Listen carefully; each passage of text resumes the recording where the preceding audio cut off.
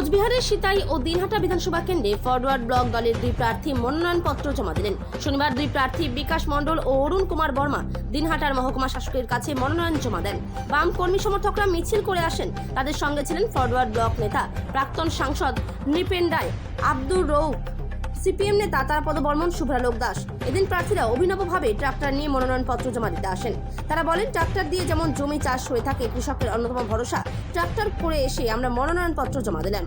কোচবিহার থেকে সুমন মণ্ডলের report, big news Bangla. জয় জওয়ান, জয় কিষান, জয় Hind. সিংহচূড়ে vote দিয়ে বার্তা নিয়ে এসেছি।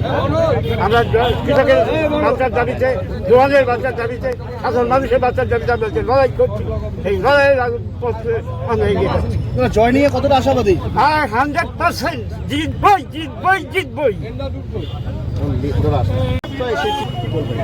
আমরা এখন বলে আসছে যে এই কারণে সেটা হচ্ছে আমার জিতবো বলে আশাবাদী আগামী দিনে প্রজন্ম করতে পারে এবং এখানকার স্থানে আমরা যারা আছি তারা তো শান্তি শৃঙ্খলা বসবাস করতে পারি। এটাই আমাদের এই যে টলিতে আসা মূলত এর উদ্দেশ্য, মূল উদ্দেশ্য হচ্ছে কৃষক। আমরা কৃষকের উন্নয়ন চাই। কৃষক যাতে কৃষক ভালোভাবে চলতে পারে, কৃষিকাজ যাতে উন্নত হয় তার ব্যবস্থা জন্য আমরা বামফ্রন্টের তরফ থেকে নমিনেশন জমা দেবেন, কি বলবেন?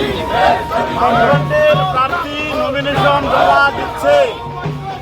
দিনহাটার মাটিতে যাতে সাম্প্রদায়িক শক্তি, দুর্নীতিগ্রস্তরা পরাস্ত হয়।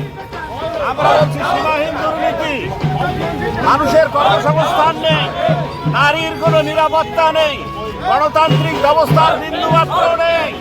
সমস্ত কিছুকে পরাস্ত করে তথা সাম্প্রদায়িক শক্তি এবং দুর্নীতিগ্রস্ত যে সরকার সীমাহীন দুর্নীতি করে যাচ্ছে, তার অবসান ঘটাতে তৃণমূল বিজেপিকে পরাস্ত করে বামফ্রন্ট প্রার্থীকে নির্বাচিত করতে আমরা পশ্চিমবাংলার মানুষের সাথে সাথে কুচবিহারের দিনহাটার সমস্ত আপামর জনসাধারণের উপরে ভরসা রাখি যে তারা বামফ্রন্ট মনোনীত প্রার্থী সিতাই কেন্দ্রে কমরেড অরুণ কুমার বর্মা এবং দিনহাটা কেন্দ্রে কমরেড বিকাশ মণ্ডল অনেক অনেক বেশি ভোটে জনগণের আশীর্বাদ নিয়ে নির্বাচিত হবেন।